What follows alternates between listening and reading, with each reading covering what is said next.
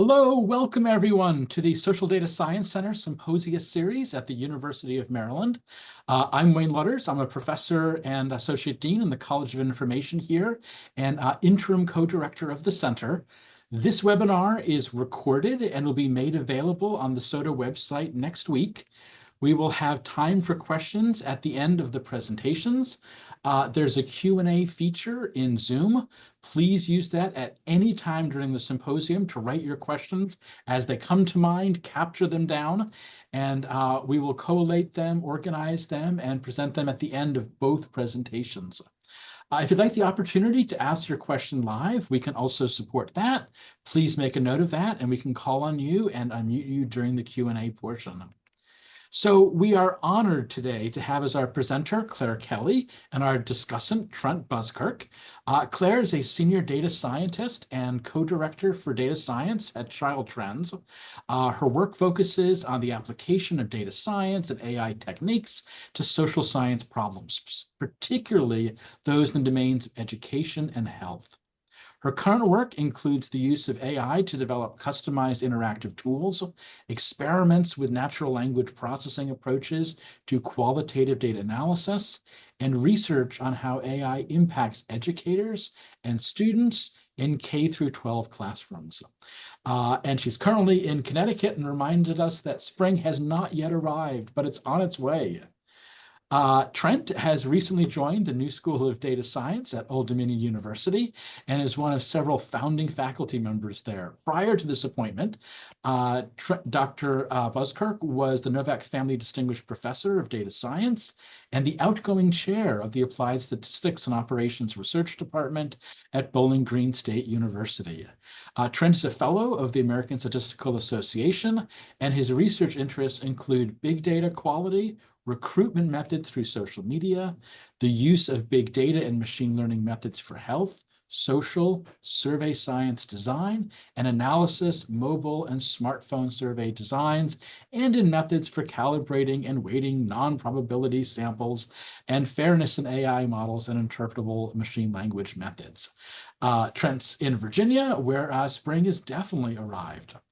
So let me close out our intro screen and invite Claire to share her content. And the rest of us can drop off of our video. And very eager. All right, with any luck, you can also. Brilliant.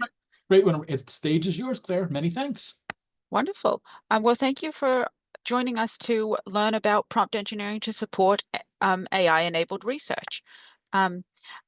I don't think that we need any further introductions. I couldn't do a better job than Wayne already did, but I'm Claire. I'm particularly interested in all of the ways that an AI enables research. And today we're going to be speaking about just a small piece of this puzzle. We're going to start by talking a little bit about how AI is used to enable research, which will lead us into an introduction to prompt engineering, a discussion of some of the top prompt engineering frameworks that may help with AI-enabled research, and then conclude with a discussion about the importance of testing and validating large language model and other AI results.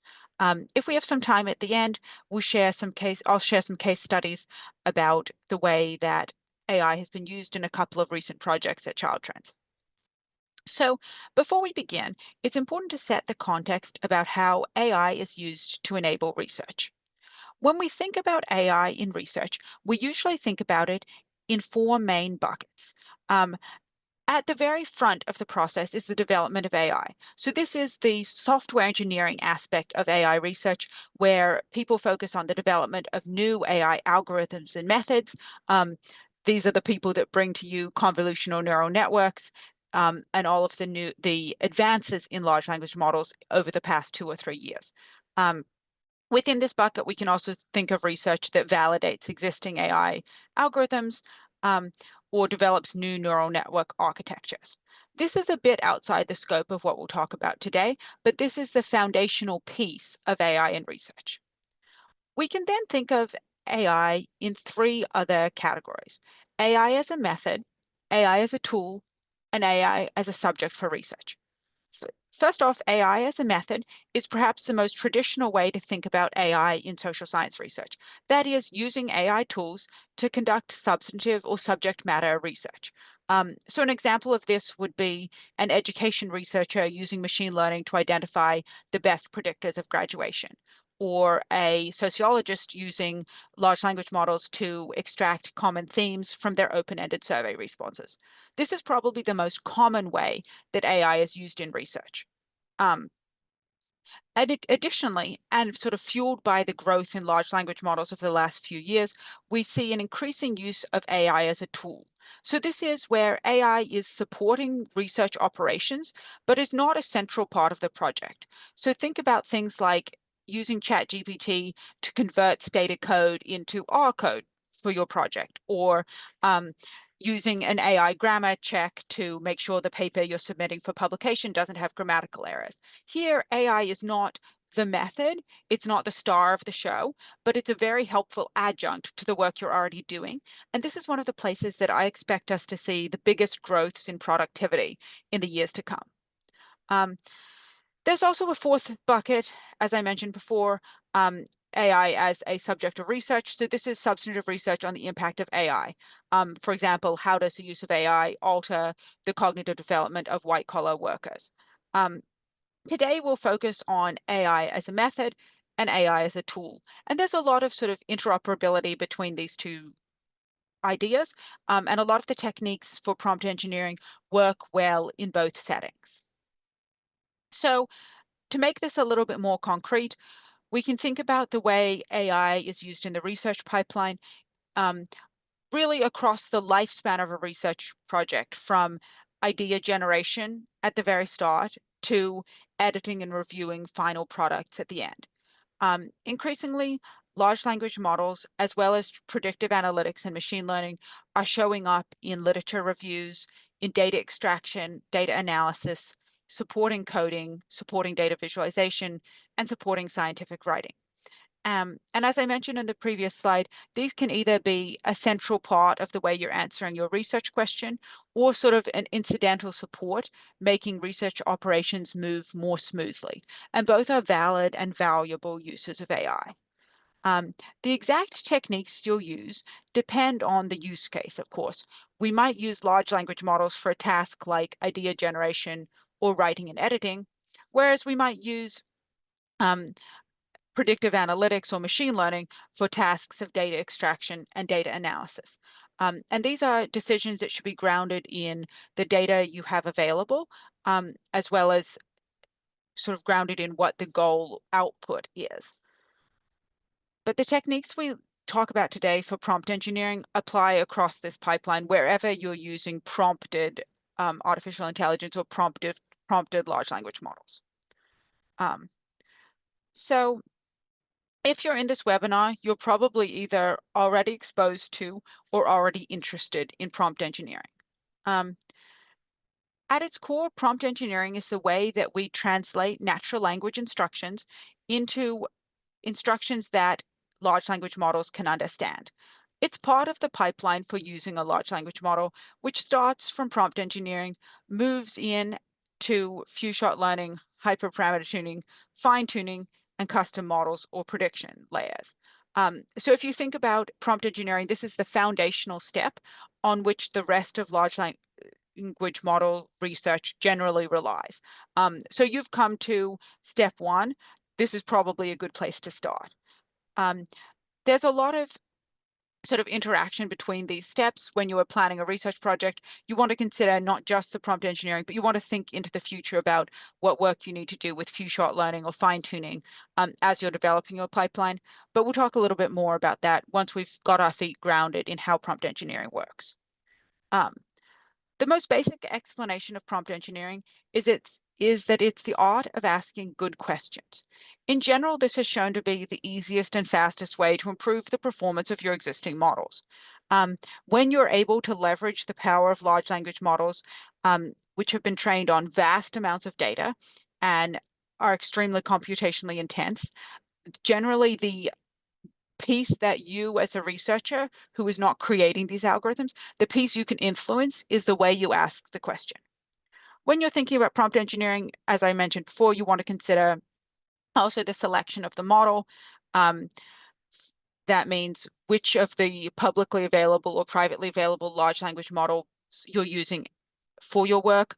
For example, OpenAI has various models that are optimized for reasoning. Those might be particularly useful for mathematical use cases. The other commercially available platforms have different models that are optimized for different tasks as well.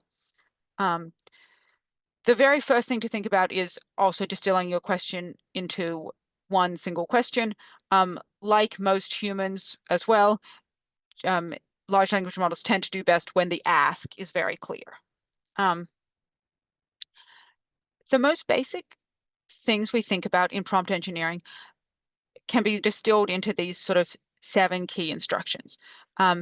Good prompts generally start by providing context, and you can support that by specifying a persona. Context is what helps the large language model identify the right domain for your answer. For my research, this is often something like, I am writing a paper about the effect of this intervention on students' K through 12 outcomes. So giving the context that we're situated within K to 12 education research helps the model respond in a way that's helpful. A lot of the time, this can be done through specifying a persona. I like to politely ask my large language models to be a very helpful research assistant. You can test different personas, but that's also a good way to help sort of focus the attention of the model on the things that you think are most important. When you're writing your prompts, it's a good idea to delimit text. That is to help break apart your prompt from any examples you're providing. Triple quotes are often used. If you see examples of prompt engineering online, they'll often use that characteristic triple quote input-output format. That's a great way to help the model pull apart the pieces of your response. It seems relatively intuitive, but providing detailed instructions about the results you do want is the best way to get good results, as well as providing some examples. This can be particularly powerful when you're trying to control the formatting. So as a programmer, I'm often wanting to get output that's machine readable. So providing some examples of how to provide a correctly structured dictionary or list as the output is a good way to get the kind of results that you can use. Large language models, like children, respond better when you say what you do want rather than what you don't want. So saying, please respond with the output in a dictionary is more effective than saying, don't write a long paragraph for the answer.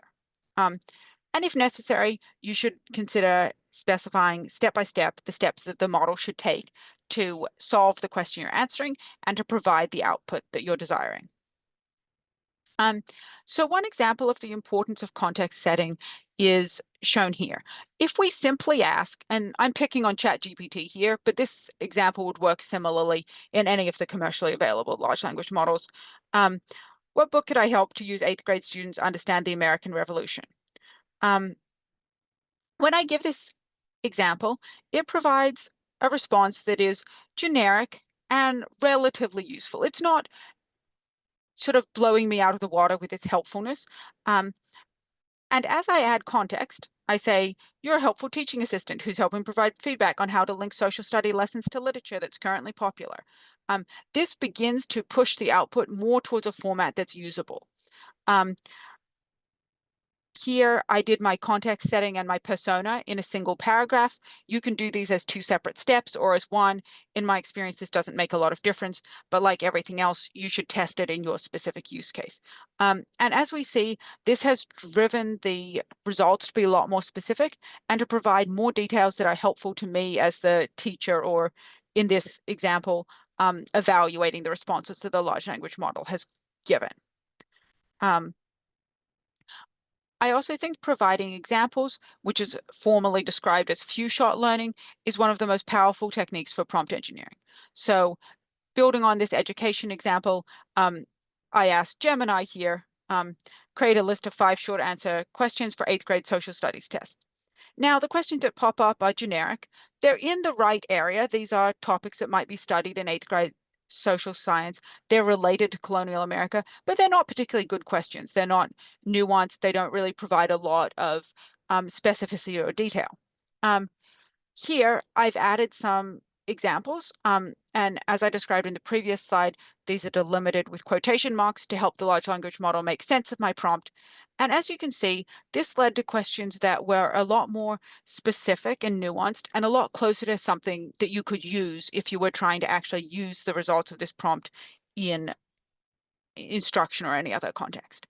As you can see, the level of effort it takes to develop a good prompt is very small compared to the changes in performance. So when you're planning the use of AI in a research project, especially if it's something that is going to be systematic or repeated, investing time and energy in prompt engineering will have very strong returns. Of course, as good scientists, we don't want to just go out into the wild west of prompt engineering based on vibes. We want to have a more scientific framework for thinking about that. There are more frameworks for prompt engineering than I could even name in a session of this length. We'll be focusing on only a few of them today, but I did want to direct everyone's attention to a 2024 paper, a systematic survey of prompt engineering in large language models. This is really a very comprehensive catalog of the state of the field in terms of prompting. I think this diagram is really powerful for showing the way prompt engineering has developed in a hierarchical way into different use cases. So when you're planning a research project, this would be a very great starting point to figure out what is the goal of your use of AI. Is your goal to respond to new tasks? Is it to provide reasoning and logic? And then work your way down into these frameworks to pick the ideal framework. At this point, I don't think there's conclusive evidence of any one of these frameworks sort of dominating in terms of effectiveness compared to others. When you pick a framework, there's a lot of good evidence out there based on publicly available benchmarks, which suggests which framework might be better for each specific task. So today, in this presentation, we're going to focus on 3 of the top frameworks. This is React prompting, decomposed prompting, and chain of thought. Now, which one would be most useful for your research case really depends on the type of the task. As I mentioned in the previous slide, the ideal is to compare to public benchmarks wherever possible. So again, drawing our attention to this very helpful diagram from this 2024 paper, you should start by thinking what is the most important goal of your project, and you should go down the flowchart and have a look at the prompting frameworks that are most recommended for that specific task. I do also want to note at this point that it's possible to use more than one framework together.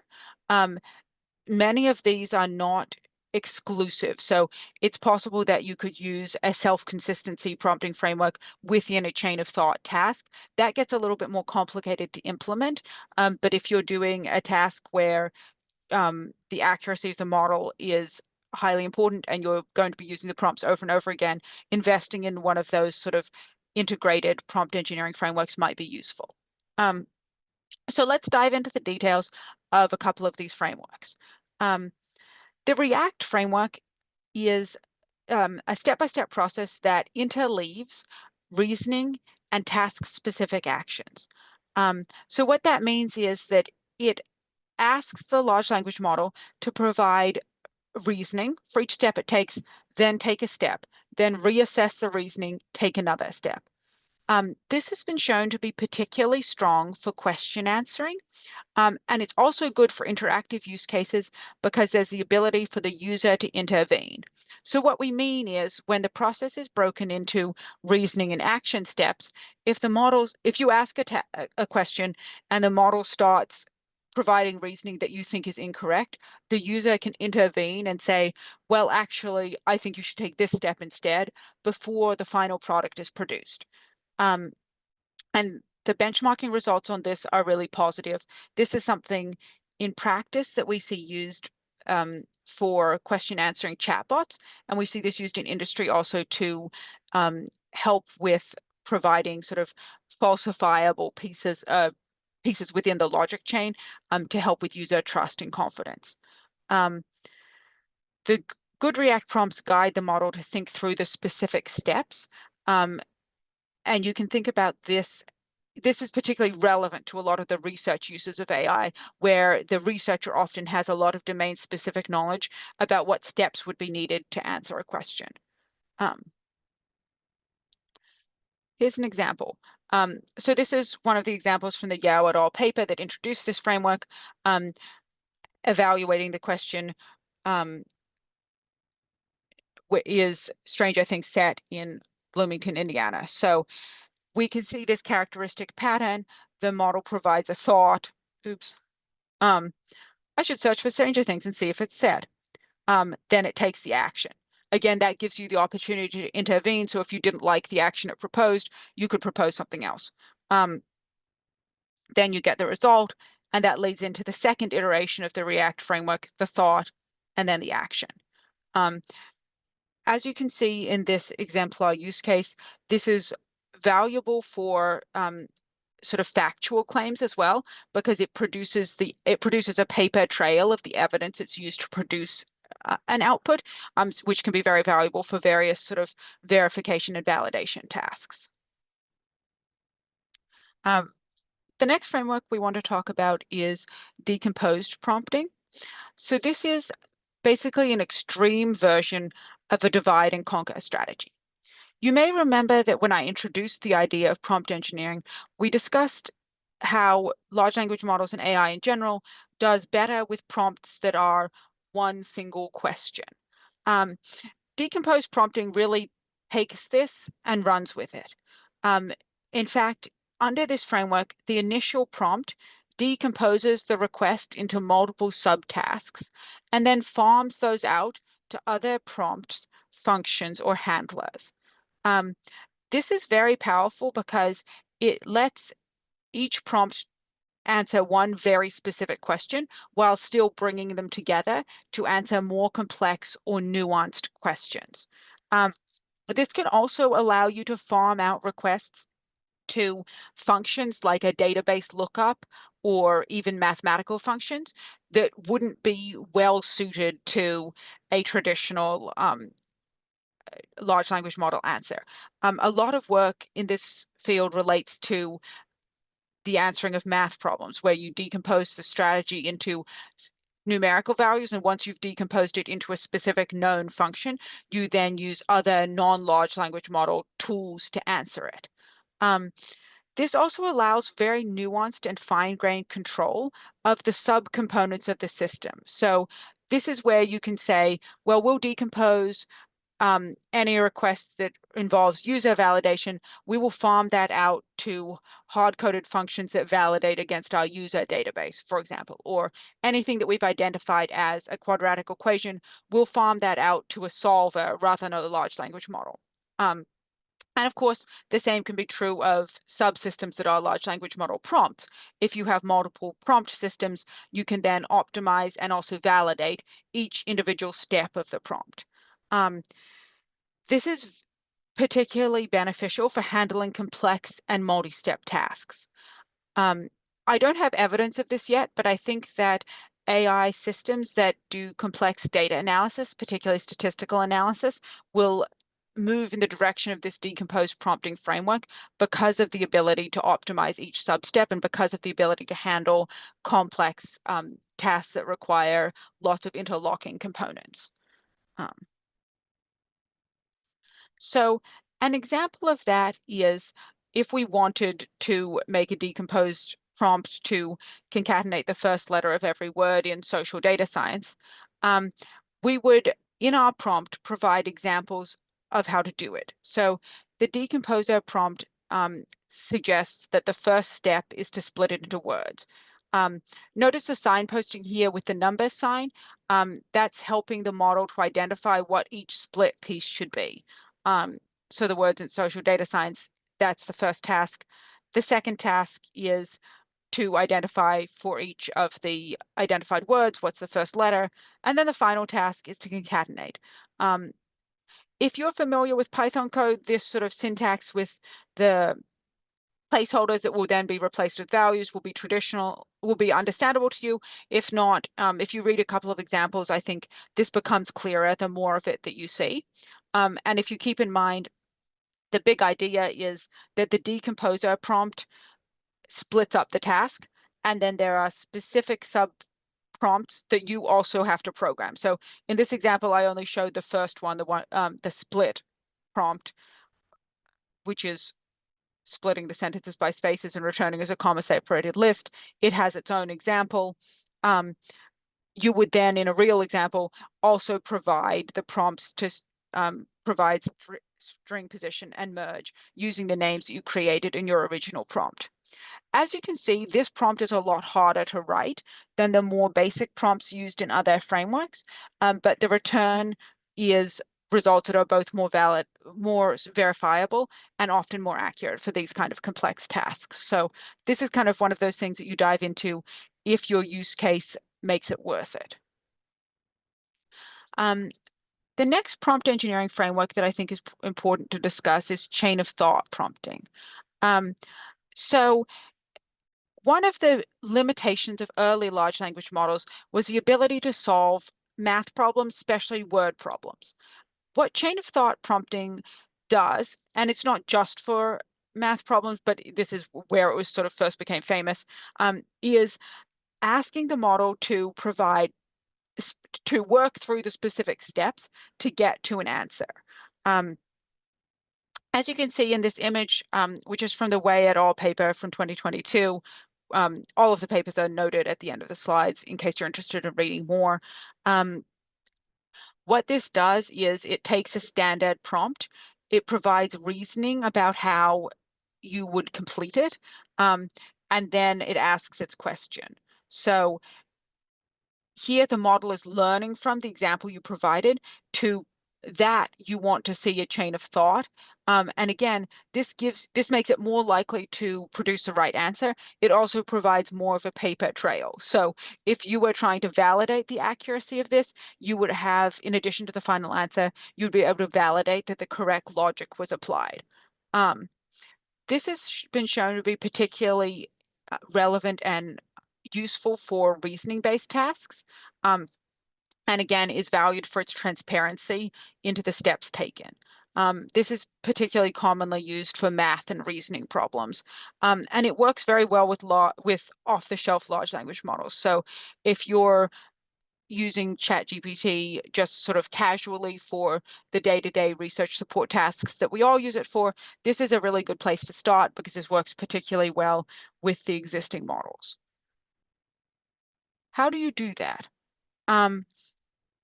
Well, you can write custom prompts to try to get existing models to follow these frameworks. This is probably the most common way to do this for one-off tasks.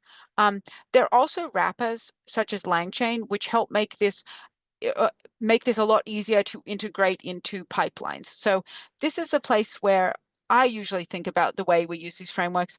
When you're creating an automated process, thinking about some of the existing wrappers makes this something that you can automate. And anything you can automate, you can then scale and test, which makes it brings us more into the sort of science side of the science of AI use, and I think is useful for anything that's going to be repeated. But as I mentioned before, this also works really well with commercially available sort of GUI-based tools. So try out these prompting frameworks in ChatGPT or Gemini or Claude, whatever you're using. That's also a great way to get a sort of hands-on sense of what phrasing works well, and how well the models are responding to your instructions. This leads us to the sort of wrapping up parts. When you're using these prompt engineering techniques, the next most important piece is testing and validating the results.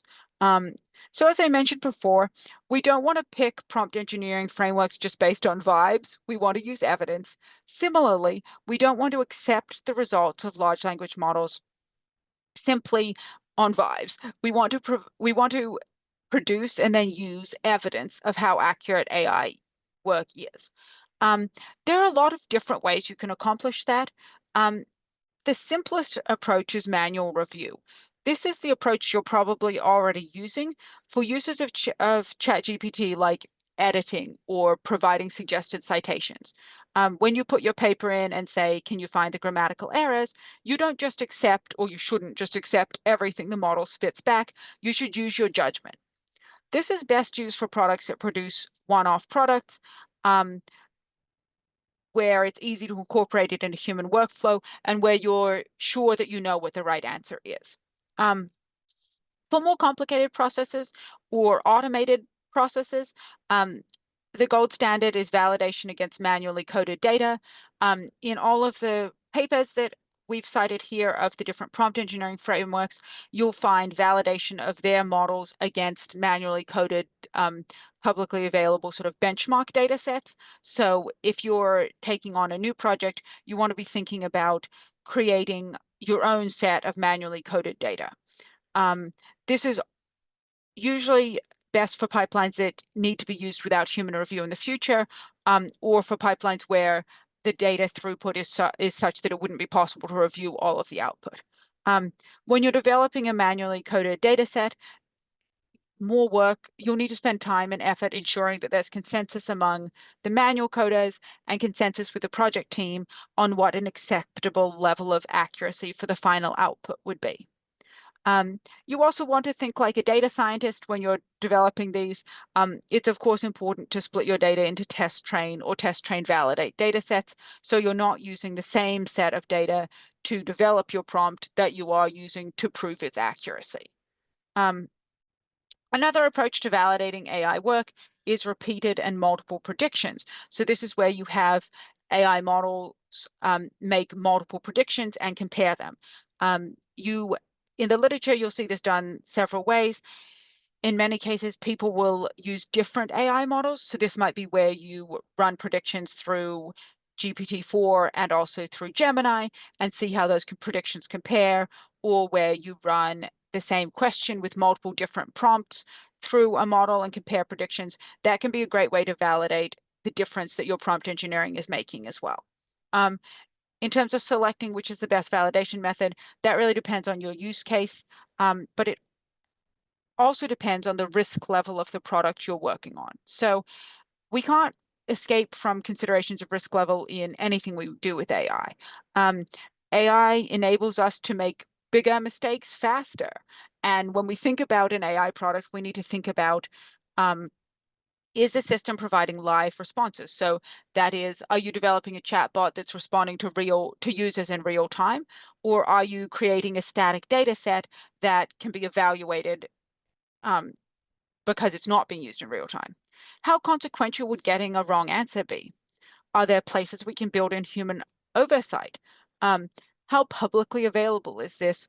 Do we expect to need enhanced security? Are we worried about bad actors? And then also thinking about what the benefits of the AI system you're creating. I like to sort of categorize this into a risk matrix. Basically, you can think of two important dimensions of risk.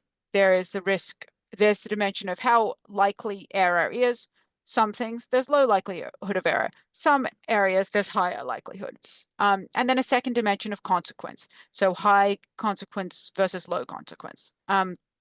Projects where there's a high likelihood of error and high consequences, we think of this as the danger zone. So this is where all AI systems that make real-time decisions that really impact people's lives live. If you think about automated credit scoring systems that algorithmically decide whether or not someone should be extended a credit, that has really high consequences. There may be higher likelihood of error as well because the data is influenced by all sorts of systemic biases as well. So those kind of products are in the danger zone.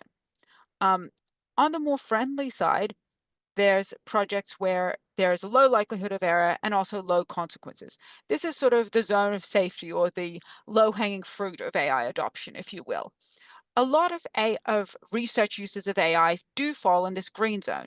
If you think about things like using ChatGPT as a partner to assist with brainstorming, or having Gemini edit your paper for grammatical errors. These are tasks that large language models are pretty good at, so there's a relatively low likelihood of error. They're also relatively safe. All of these are not done in real time, are very friendly for human review. And even if you did get it wrong and the ideas that were produced in your brainstorming session weren't very good, the consequences would be very low. So a lot of use of a lot of sort of AI enablement and AI in research operations tasks sit in this green quadrant. There are, of course, the other two quadrants in which many different research projects face. This is something that you can sort of think about with your individual research project, balancing both the use of AI or the specific use of AI and the specific way that it's being brought to the public or made operationalized, I think is the right word for that. So just to summarize that in my last couple of minutes here, the big takeaway is never to use AI without incorporating a validation element. When you're validating, your validation data can only be used once. When you're thinking about what you need to do to validate, consider the risk level of the application, both the likelihood of error and the consequences of error, and communicate clearly with project teams about what the metric of success for AI in your project looks like. Do I have time for case studies? I'm going to speed very quickly through. So 2 things I'm currently excited about that ChildTrends is doing using AI is basically making better use of research evidence. So we have 2 projects right now that are using AI to speed up the review of more than 26,000 papers across 2 projects. The first is helping the operation of population research and evaluation to develop a research agenda for adolescent health based on literature in the last 10 years. So for this project, we are able to streamline the review of more than 6,000 papers to identify common themes using an AI-based pipeline. Similarly, for another project, we're currently using AI to develop a systematic review of healthy marriage and relationship education programs, which started with more than 20,000 papers. What I think is really exciting about these projects is there's an increasing body of evidence, and it's increasingly difficult to make use of all of the published research. AI is, I think, revolutionary in this field in enabling us to make better use of existing published data.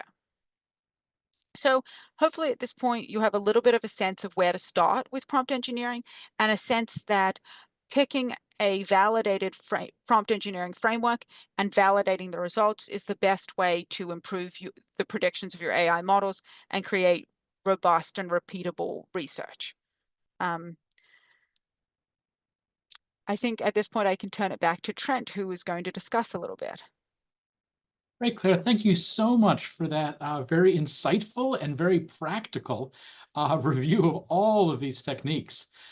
So as the questions are coming in, I can encourage you to take a look at some of those as Trent leads us out with our discussion. Just a moment.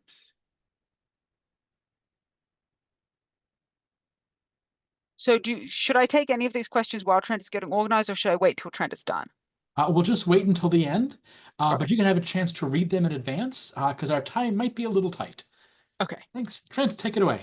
Okay, thanks. Sorry about my voice. I'm recovering from COVID, so we'll see what we can do in the next few moments. I did want to say that this could be the reality. An AI company said that we trained this dog to talk, maybe better than me. It doesn't actually understand language, but it kind of sounds like it's having a conversation by mimicking the sound of human speech. The CEO says, "Awesome. I fired my entire staff. How quickly can it start diagnosing medical disorders?" To that, I say, not so quick, and happy April Fool's Day. Just a quick sort of sidebar here. I think Claire's work comes at a time where survey researchers have been, or survey research in general has been identified as one of the more susceptible fields for AI integration within our workflow, either with direct use of AI or with AI empowered software, in light of the way that we do large processing of text tasks, whether it be open-ended questions or generating questions of people. So just as she mentioned in her talk, There are a couple of things to note here in terms of the way that people interact with AI tools, including prompting, which we've already kind of covered, this few-shot learning, which allows you to give some examples and then allow the LLM to learn from those examples and respond accordingly. And then there's the fine tuning where if a few examples won't work, then maybe hundreds of examples will work. And so this gives you a way to sort of scale the level of prompting. I think this is an important consideration that prompt engineering has many methods for zero-shot or few-shot learning, but there are other ways to scaffold prompts in an environment that allows you to interact with an AI tool in a way that could be really productive.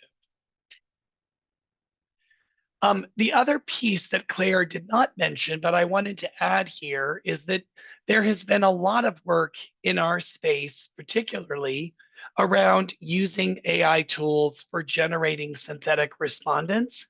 And all of those have been embedded in different kinds of prompting. So how do you present a human-like persona to an AI in order to generate a synthetic response? There's been a lot of work in the space around how to actually create a framework for such prompting. What do you include in the prompt? What variables are included or excluded from the prompt? And the way you scaffold that accordingly. This literature is beginning to bloom in our area, and it is something that I think puts prompting well within the context of survey research and social science in particular. These are just a couple more references of the same idea.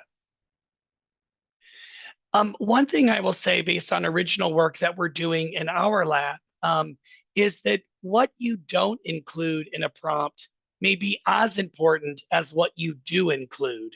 So for example, in this experiment, we did not include, we had prompts that included or did not include survey question or response options as a way to generate survey questions or survey items from using GPTs or LLMs.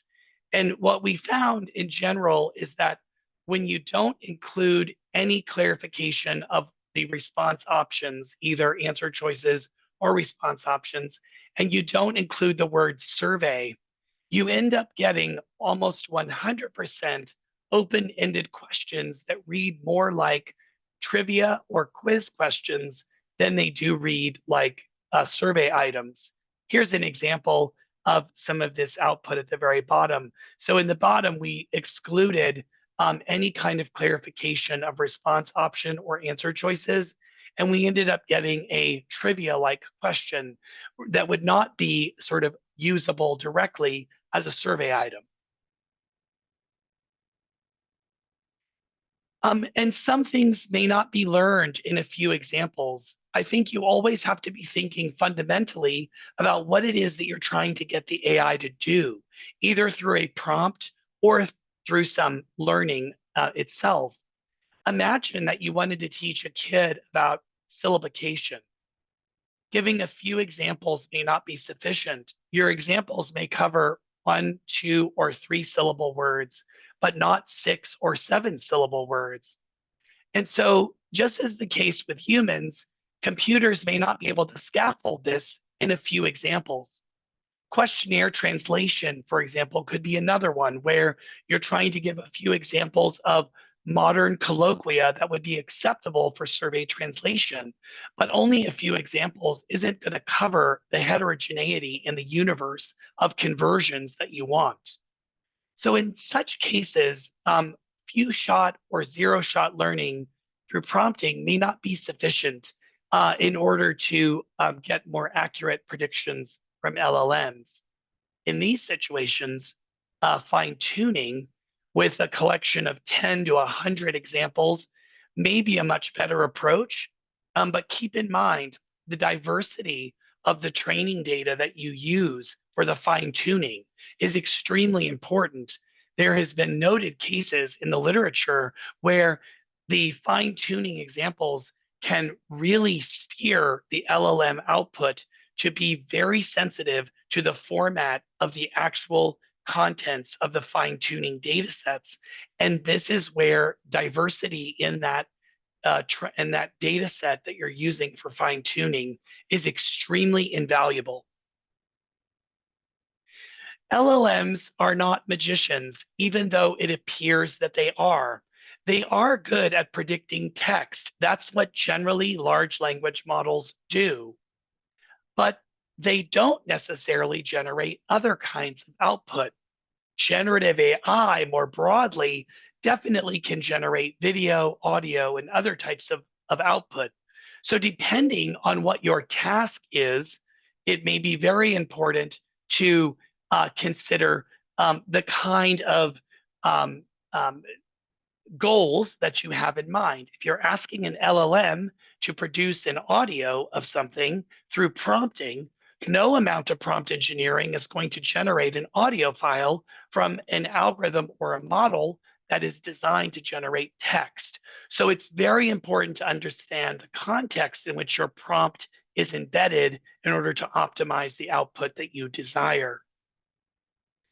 Things that are in situ, so staying inside of an LLM might seem like a really good idea for workflow and productivity, but Olson and I discovered through some recent work that LLMs can vary widely in their ability to compute readability statistics for a cross-section of survey items, for example, despite the prompting methods showing that the LLM understood the request, they could correctly identify the formula and correctly do the math.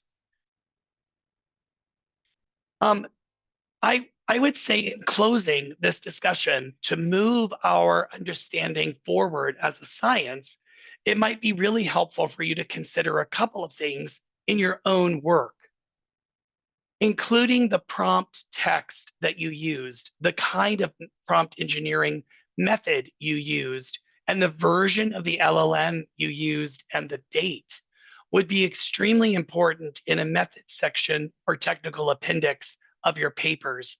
Don't think this is a waste of space.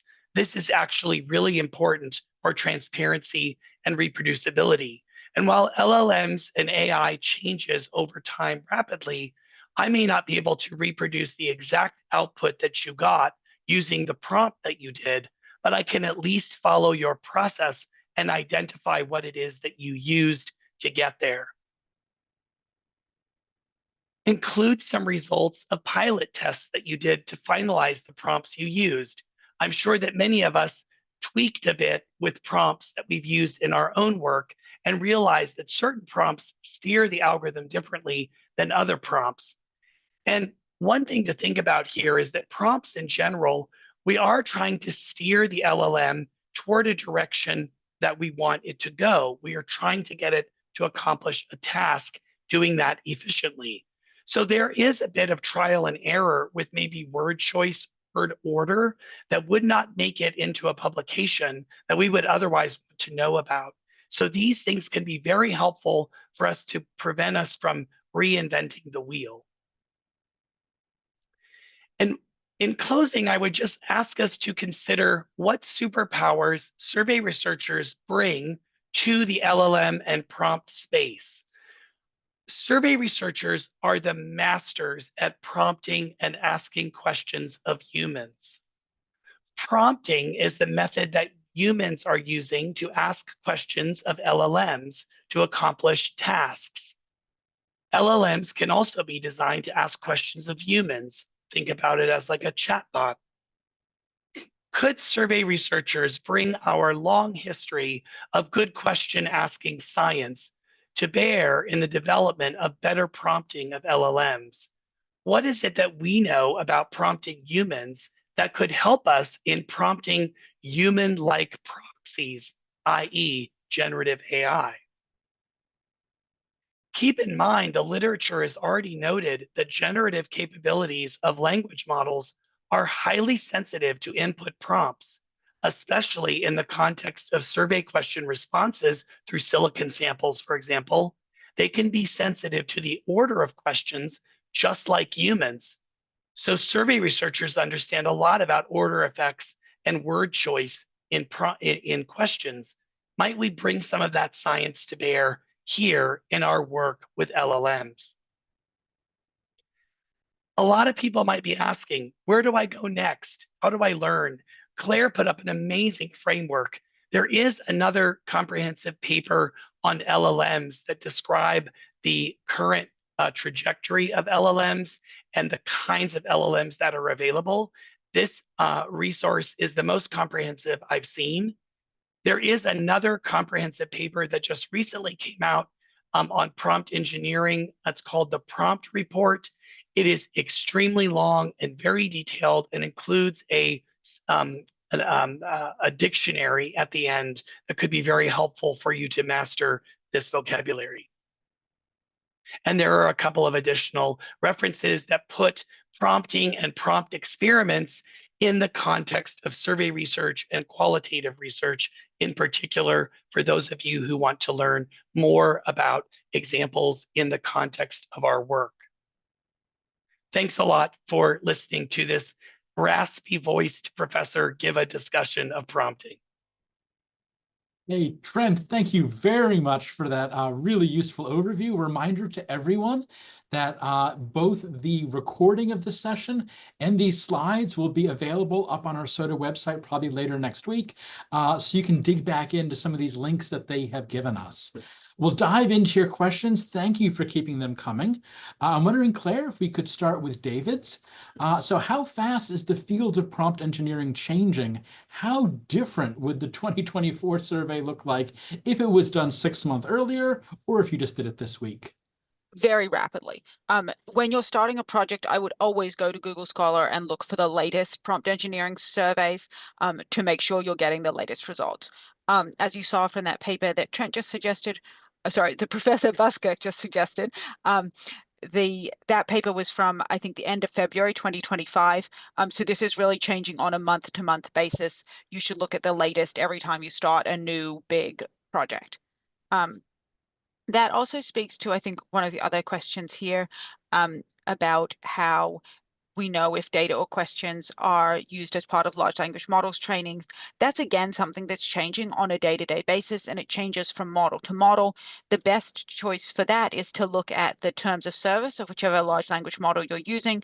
And remember that for using publicly available internet-connected models, you should always consider participant privacy and protection if you're using real survey data or real protected human subjects data as well. But again, the terms of service of each individual model is where you want to go for that information.